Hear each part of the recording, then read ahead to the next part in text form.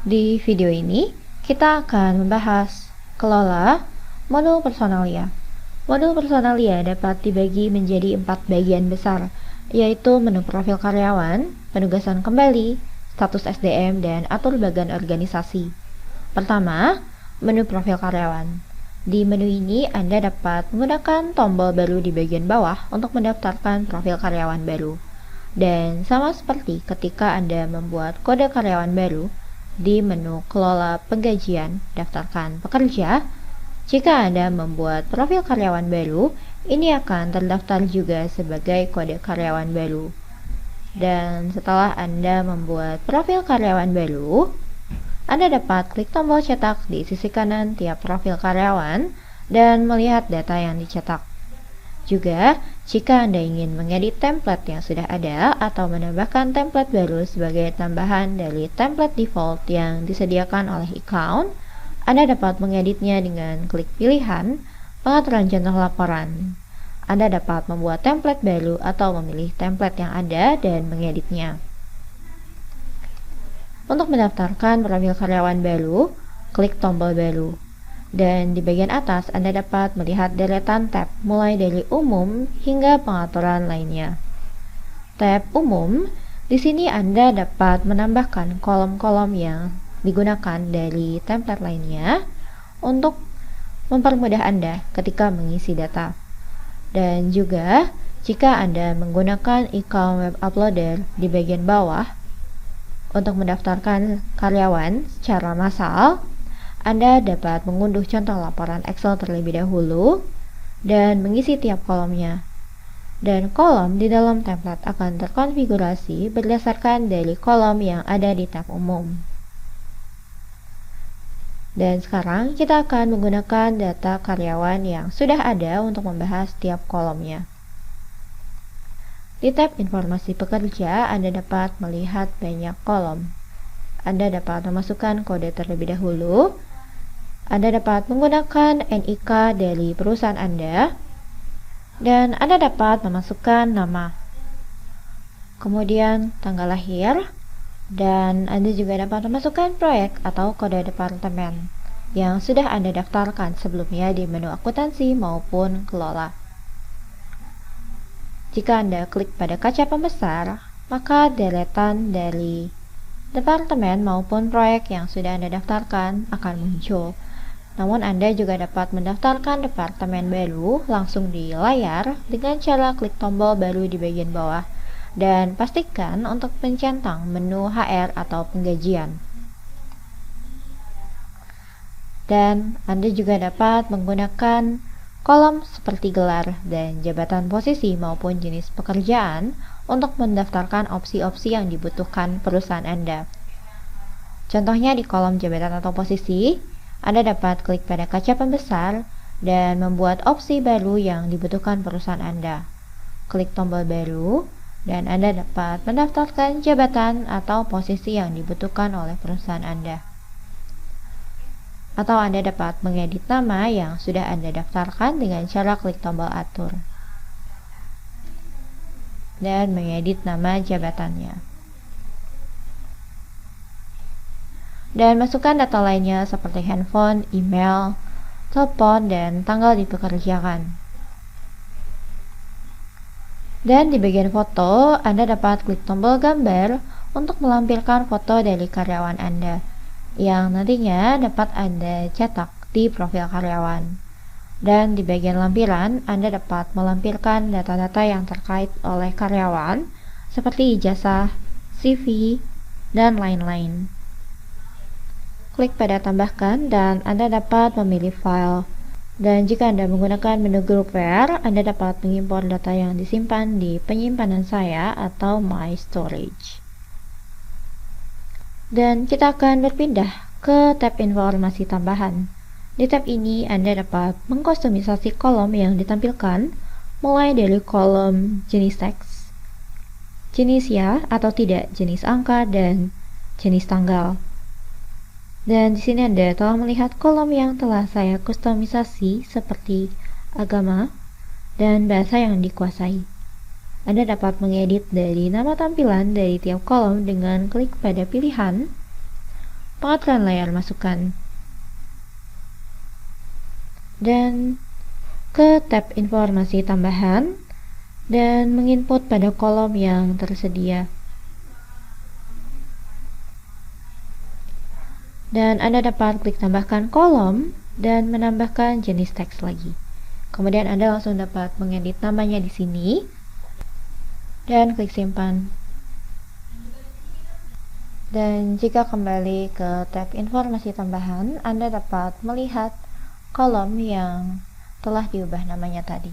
Dan nantinya Anda dapat memindahkan kolom ini ke tab umum juga. Kemudian jika Anda ingin memodifikasi kode dari kode karyawan, Anda dapat klik tombol function dan klik ganti. Dan mengubah kode karyawan, kemudian klik ganti di bagian bawah.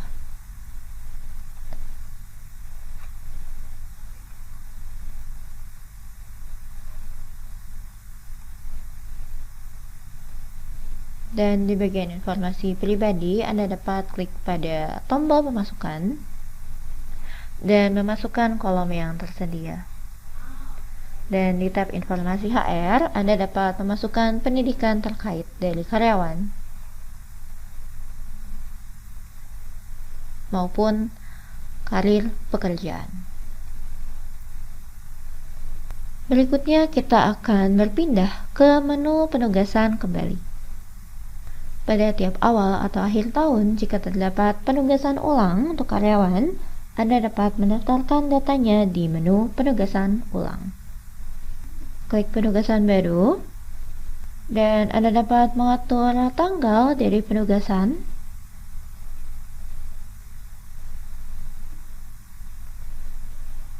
dan memasukkan karyawan terkait. Dan untuk bagian jenis, Anda dapat mendaftarkan jenis untuk penugasan. Dan jika misalnya departemen dari karyawan tersebut diganti, masukkan departemen baru yang nantinya karyawan tersebut akan ditempati ke kolom terkait.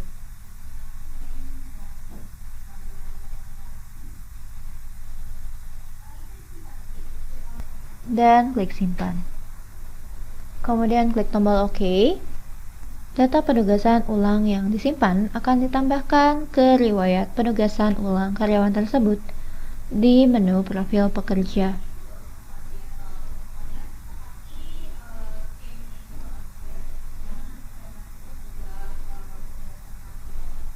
Dan Anda dapat menggunakan daftar penugasan kembali atau status penugasan kembali di sisi kiri untuk melihat data secara rinci.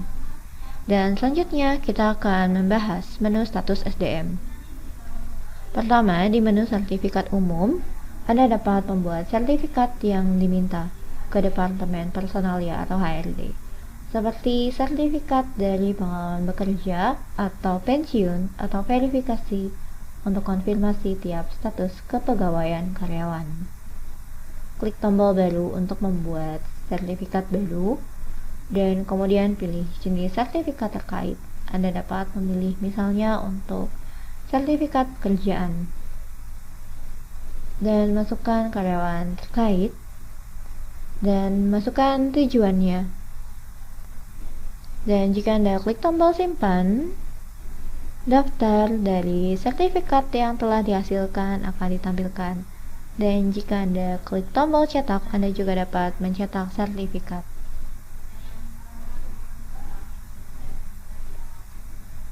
Dan Anda juga dapat mengkustomisasi template sertifikat dengan cara klik pilihan di bagian atas, pengaturan contoh laporan.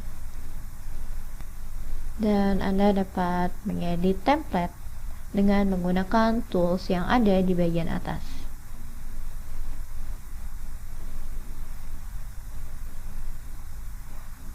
Dan di menu status pekerja, berdasarkan dari periode waktu tertentu, Anda dapat melihat riwayat dari penugasan kembali karyawan.